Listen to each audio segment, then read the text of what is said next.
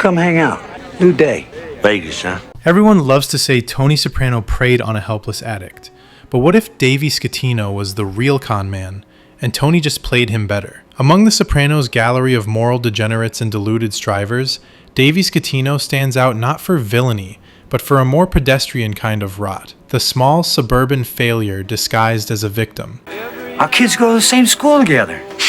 His story is one of self-inflicted ruin wrapped in a veneer of poor me melodrama, and punctuated by the eternal refrain, "Our kids go to school together." That line alone should be studied in addiction clinics as the sound of a man weaponizing familiarity to escape consequence. Davey is pitiable, yes, but pity wears thin when it's paired with manipulation. His desperate invocation of friendship with Tony Soprano wasn't about camaraderie or shared parenthood. I mean the game. You think I can take these guys or what? Davey. It was a calculated attempt to soften a predator and wriggle into a game he had no business playing. The pathetic joy on his face as he says it only underscores the delusion. A man convinced that a little shared PTA history can disarm a mob boss. You need 5 Gs just to sit in this game. Yet even with all the warnings, repeated, explicit, and almost comically clear, Davey barreled toward his own annihilation. Tony tried to steer him away multiple times, telling him point blank that the high-stakes executive game wasn't for him. Davey begged. Tony relented. It's the eternal dance between addict and enabler. Except this time, the enabler runs a criminal enterprise. He told me not to get in the game. It's my nature. Tony's moral culpability is obvious. He knew exactly what Davey was and what would happen. "It's in my nature," he admits. The chilling line of a man aware of his own predation. He let Davey into that room because he wanted what Davey had. The store, the money, the leverage. The executive game was just the appetizer. This Catino bust out is like a license to steal. What's he? The bust out was always the main course. A grown man made a wager. He lost. He made another one. He lost again. And yet Tony is not entirely wrong when he shrugs, "A grown man made a wager. He lost." That's the world the Sopranos inhabits, a brutal ecosystem where sympathy and accountability can't coexist. Still, Davey's downfall isn't merely the product of Tony's appetite. This man had been circling the drain long before Satriali's ever entered his orbit. Carmela, my husband has a disease, a serious gambling problem. His wife and brother-in-law knew he was a compulsive gambler. The store wasn't even in his name because of it. His son's college fund? Gone. His inventory? Pawned to cover debts. His dignity? Mortgaged to anyone with a card table and a pulse. When he stole from his own child, taking the boy's car to appease his mob creditors, whatever trace of sympathy remained evaporated. All kidding aside, I appreciate your position, but come on, Tony. There's a convenient argument made by apologists that Tony exploited an addict, the same way a credit card company preys on desperation. It's an interesting comparison, but flawed. Credit cards at least operate under disclosed terms. Tony's game, for all its sleaze, was equally transparent. The odds were terrible,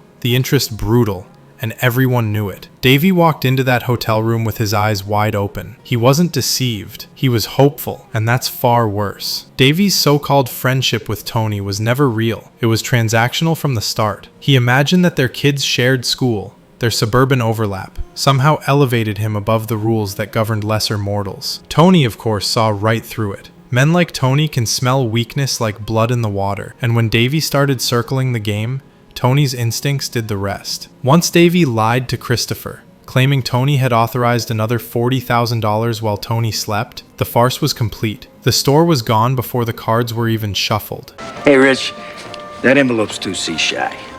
For those who insist Tony should have stopped him, consider this. Davey had already borrowed from Richie April, a man just out of prison for heroin trafficking. Imagine thinking that was a sound financial move. Davey would have destroyed himself with or without Tony's help. If Tony hadn't taken his money, someone else would have.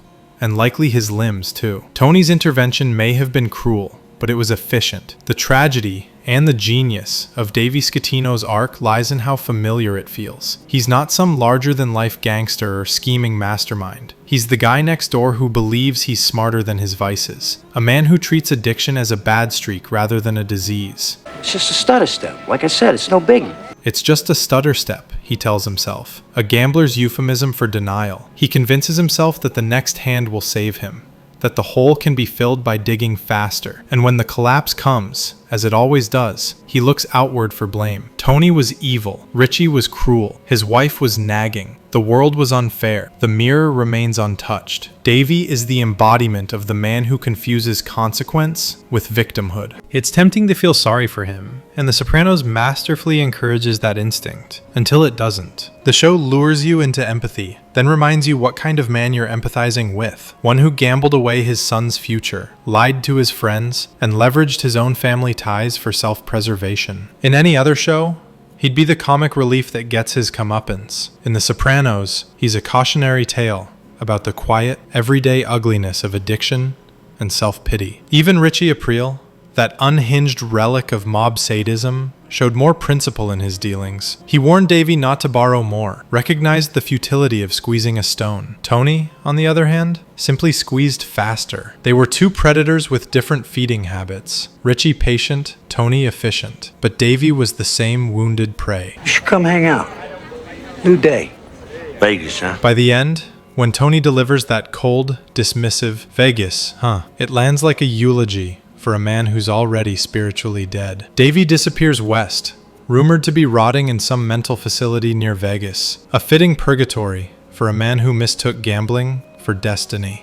It's great to see a kid graduate, huh? His wife and son are left to rebuild from the ashes of his stutter step. What remains is the moral riddle the show never resolves. Who bears more guilt, the shark or the swimmer who insists the water's safe? Both, of course. Tony exploited a weakness, and Davey gift-wrapped it for him. The mob life is monstrous, yes, but it's a monster that only eats those who keep walking toward its mouth. In the end, Davey Scatino isn't a tragic hero. He's not even an innocent casualty. He's the living embodiment of the show's most brutal truth. Personal ruin rarely arrives uninvited. A grown man made a wager. He lost. He made another. He lost again. End of story. We just keep watching. Subscribe.